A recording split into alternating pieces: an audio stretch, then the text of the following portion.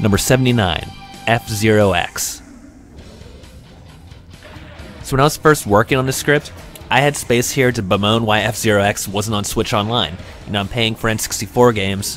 Why on earth isn't this one of them? Well, cooler heads prevailed, or at least more intelligent ones, and you can now play F-Zero X on your Switch. It's about time. F-Zero X is an upgrade in every way over the Super Nintendo game, like a demo concept taken all the way to a finished idea. This one's gritty, it's a dirty racer with a massive cast of characters and machines, a mode called Death Race, and the X-Cup, which as far as I can tell is an auto-generated circuit. That's true, then there's pretty much infinite replay value in this one. And it's hard to explain now, but when we were coming from racing games with 4 or 8 racers at a time, this game had 30. And any of those 30 were perfectly capable of winning a race or a cup. You really did have 29 enemies each time you went out racing. That was crazy when this came out. The game still looks pretty today, moved at 60 FPS, I remember that being a really big deal at the time for the N64. And it's kind of a rarity how good this looks for early 3D games. Most of those have not aged well. Soundtrack's still rocking too, even on the cartridge. This one feels like if NASCAR went to the future.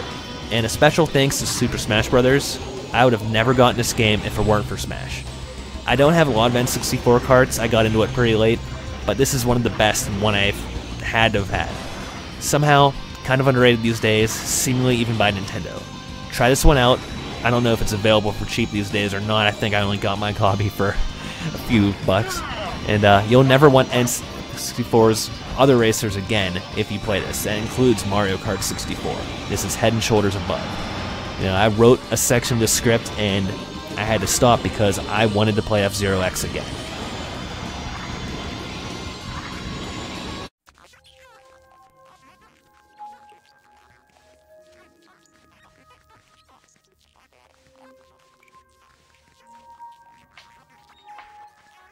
Number 78, Metroid Prime.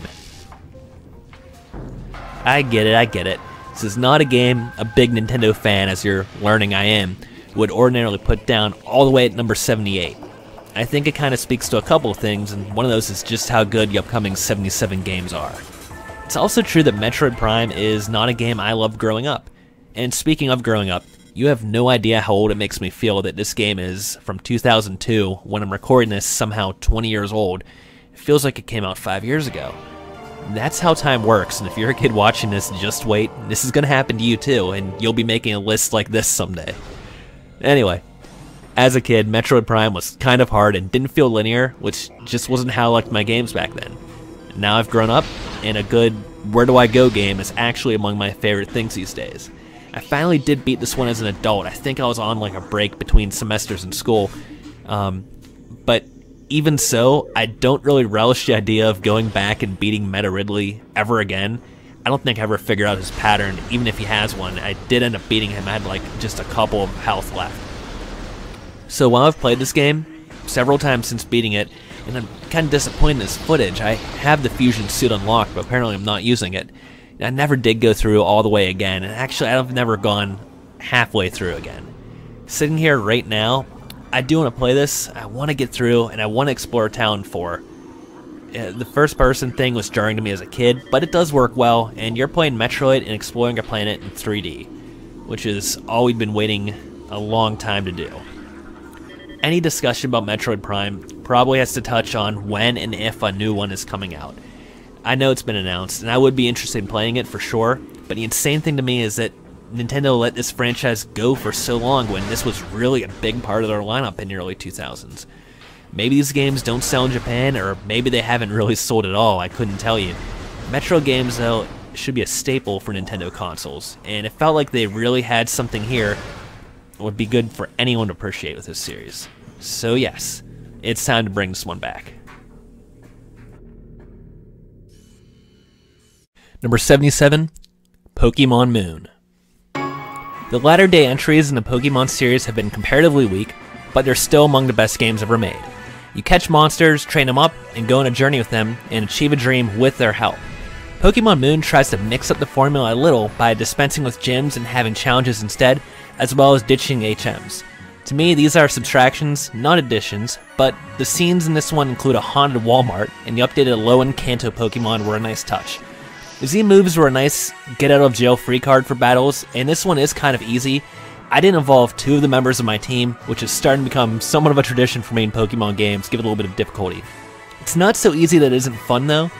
I invested a ton of hours into this one, and with the help of online trading, easily completed the Alone Pokédex, which, in a note of things to come for the franchise, didn't include every Pokemon, although you were free to put any Pokemon you wanted into your game. Add in some nice cameos by Red and Blue, and this is another fantastic entry in the Pokemon series, and the best thing to have happened in a couple of generations. I never played the updated Ultra games, but I never felt much of a need to, as this one was good enough for me.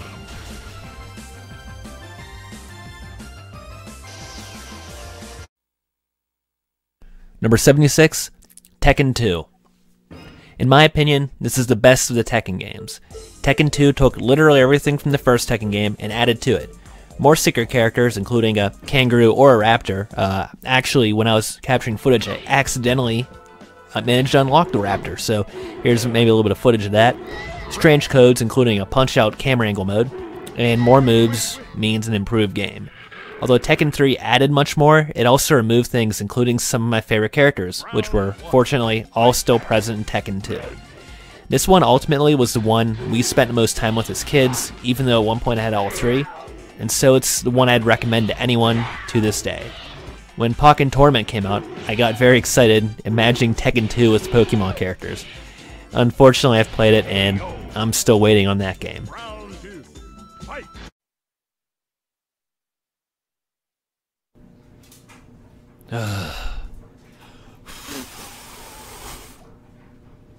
Number 75, Duck Hunt. This is Duck Hunt.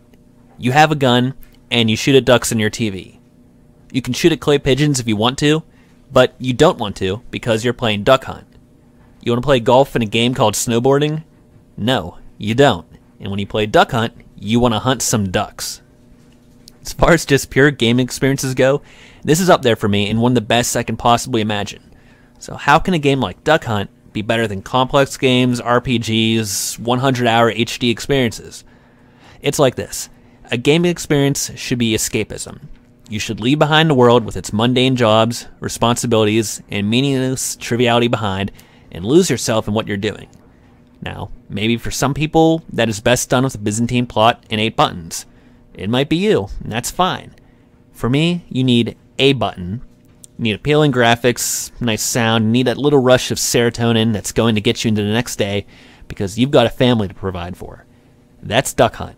It has one goal, it does it well, and there's no need for a sequel or roster update patches or DLC.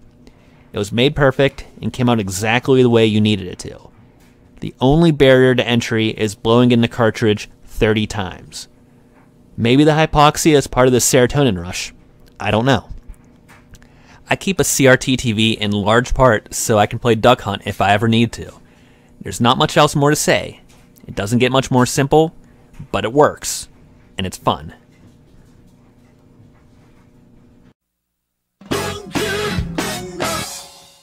Number 74, Donkey Konga. Speaking of peripherals making the game, Donkey Konga used the Congo Bongo controllers, or something like that, to make a fun rhythm game for the Gamecube that spawned 2 Japanese sequels, 1 American sequel, and Donkey Kong Jungle Beat on the Gamecube. So you could use this controller for other things if you needed to. With 4 players, each using the bongos, this game becomes an absolute party. You may not know this because most people have never gotten that to actually happen. Well, I have, and it's actually a good memory of one of the highlights of high school gaming parties from my youth. Unfortunately, not much else ended up coming of the bongo peripherals. I think Odama was initially supposed to use it, but opted for the microphone only instead. The sequel would opt the difficulty, but this is the one I remember having the most fun with, and it's actually the only one I ever got. Never did get to the sequel, so it ranks here as another pure, fun gaming experience. Number 73, Super Baseball 2020. Now we set the crackers. Whenever I bought my Genesis, it was at a parish flea market years ago, when the internet and eBay weren't really even good options yet. I got as many non-sports games as I could pick up, but the selection was very sports heavy, I guess most Genesis game collections were, and so I picked up Super Baseball 2020 as at least a weird sports title. This was a great decision. Super Baseball 2020 is a futuristic sports arcade game that takes baseball and rather than just adding a designated hitter, it adds robots, power-ups, cash bonuses for big plays, expands the fair territory, and has male and female athletes and robots clad in body armor. A super fun spin on America's pastime, and it all takes place in the futuristic year of 2020. While you can play this game on a Super NES, something is just off about it. I think maybe the landmines are less common or just don't show up at all, while the Genesis version is usually loaded with them. I'm sure the Neo Geo version will be great, that's probably the true way to play it, but I've never played it, I've never seen a Neo Geo, so I recommend the Genesis version. This is honestly one of the best Genesis games, and in a console so noted for sports titles, this may just be the best one. Bonus points also for using the same team names as baseball stars. I see you, SNK. Number 72, Resident Evil, The Mercenaries 3D. So Mercenaries minigame was one of the best parts of Resident Evil 4, and added a ton of replay to the proceedings after you'd finished the main story. This was actually part of Resident Evil 3 as well, after you beat the game, but wasn't exactly the same concept. So Capcom ported a minigame to the 3DS, put it in 3D, and added online multiplayer. In the Mercenaries, you get points for defeating enemies, and find items and time extensions to try and last as long as possible and get as high of a score as possible. Don't get greedy though, no points if you don't make it. The single player version of this game is okay once you get to the higher level missions, because a large chunk of this game is basically a tutorial, but by no means would this be a top 100 game. Where this game shines is online co-op play. You get a buddy and play this one, and I promise you'll have a gaming experience that's difficult to top, even in the Resident Evil franchise, which is some of my favorite games ever. If you love the Mercenaries and you have a friend with this game, you are in for a rare treat.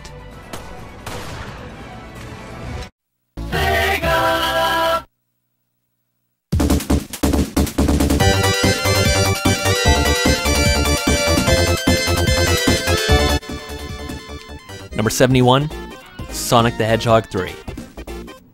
So Sonic 3 gets my pick as the best of the original trilogy. While the second game in the franchise is, as stated, an improvement on the original in every single way, Sonic 3 lets you play as Sonic, Tails, or both, but different from Sonic 2, if you're going to be Tails you can actually fly this time around or swim underwater. You can also play through this game as Knuckles if you lock on the Sonic and Knuckles cart to Sonic the Hedgehog 3.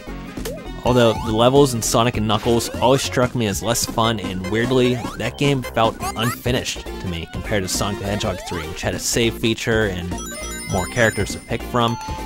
It's actually hard to know how to treat Sonic 3 and Sonic and Knuckles. Are they one game or are they two? It's been pretty well documented that Sonic 3 was actually the unfinished one, and levels they hadn't done yet were put out as Sonic and Knuckles, and you combine the two to get the full game. But for my money, Sonic 3 is actually the only half you actually have to play, as it takes the action from Sonic 2 and moves it closer to the next generation of gaming while providing a great gameplay experience. Sonic and Knuckles really only has worth as a gimmick. It's something you can add on to Sonic 2 or Sonic 3, but on its own seemingly takes a step back from what Sonic 3 had already accomplished. And for some reason, probably legal, Sega hasn't put this game, or these games, out there as often as they have with the other Sonic games. If you add anything to your Genesis Mini, I definitely recommend this being in the first batch. This is like the Mario 3 of Sonic the Hedgehog games. I think what makes Sonic the Hedgehog 3 stand out to me is that it's so clearly the best example of a Sonic the Hedgehog style platform. You know, multiple characters on screen, moving fast, brilliant music, maze-like levels with one exit. You know, this is Sonic the Hedgehog. This is the best example of it. It didn't move toward Mario's ideas, like Yoshi or branching paths or multiple exits, and that's actually a good thing. You know, I might prefer Mario games, there's nothing to be done about that, but Sonic the Hedgehog 3 has an identity of its own. It knows who it is, and it focuses on the attributes that make Sonic, well, Sonic. So, maybe I'd prefer a Mario-style platformer, but you can't say that this game isn't self-assured. It knows what it is, and I wish I could give it more points for that.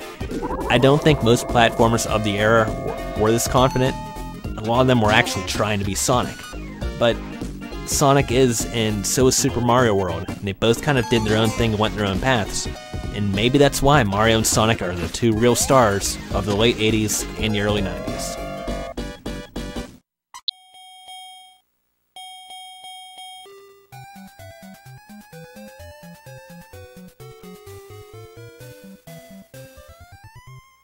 Number 70, Mike Tyson's Punch-Out! So everyone knows this one. You're a little Mac, you're a boxer who wears a tank top, and you're going for the title with your trainer Doc. Basically, this is Rocky. This game looks at boxing not as a sport so much as a series of puzzles and a lot of timing. The challenge grows as the game goes on, and I've never beaten Mike Tyson. Most people have never beaten Mike Tyson. I don't ever expect to get there. If you're going to beat Iron Mike, it isn't just a puzzle that you have to solve like it is for many of the earlier boxers. It's also the reaction time to get there. Now, wasn't this one on the NES Classic? Because I can't imagine playing this game and hoping to beat it without the benefit of old CRT technology. Unfortunately, these days, this game is actually usually built as Punch-Out, as Nintendo didn't maintain a Mike Tyson license, probably for a lot of reasons, and for a lot of reasons isn't really very interested in renewing it these days. And that version, the just Punch-Out version, stars Mr. Dream as the final boss, who's Mike Tyson, and nothing else really changes. However, you're able to play it, whether it's Punch-Out or Mike Tyson's Punch-Out, whether on the 3DS, or I bet you that's on the Switch too. It's a worthy game and kind of a unique way to do a puzzle challenge. Just don't expect to climb that mountain, unless you've got a CRT TV, instincts, reflexes, and an eye for patterns. Knockout Kings is fun, but it never gets better than this.